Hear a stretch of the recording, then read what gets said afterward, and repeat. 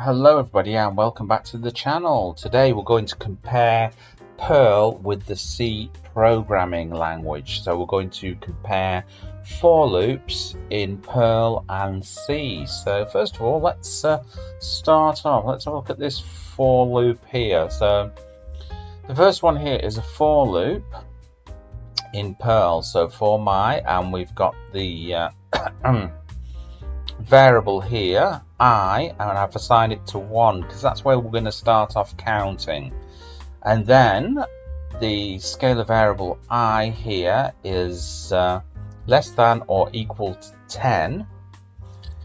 So we're going to count up to 10, and then we do the scalar variable I, and we've got the plus plus, which means I is equal to I plus 1.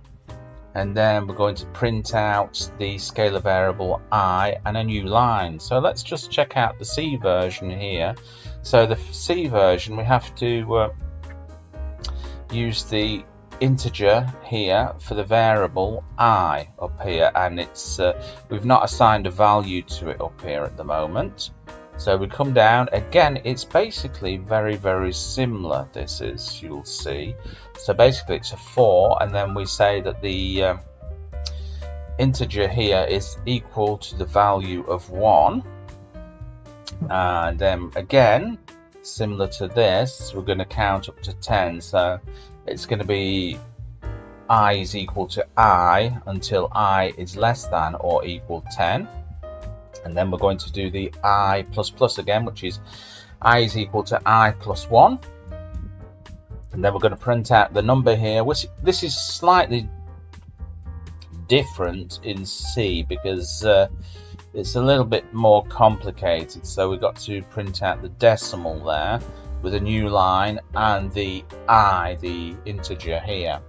And then of course we return a value of 0. So if we want to do this kind of format here in Perl, we can't do this kind of format, so we have to use a while loop here instead. So basically it's the same thing, but this time with a while loop. So let's run the Perl. I'm going to run the for loop here, and let's just run it. Okay, so there you go, we've got that output. Run the for loop 2, or sorry, the while loop 2. Let's just run that.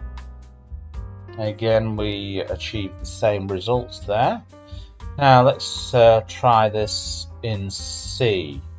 So let's just go in a little bit. Let's run that, and of course we got the same results there. Now it will be interesting, maybe one day I might put a timer on this and compare the times. I'm going to guess that C is going to be a lot faster than Perl, but Perl is still very fast. Anyway, so that's just about it for this video. And remember, if you're not already subscribed to the channel, make sure you hit the subscription button below. Give it a big thumbs up, and I'll catch you in another video. Bye-bye.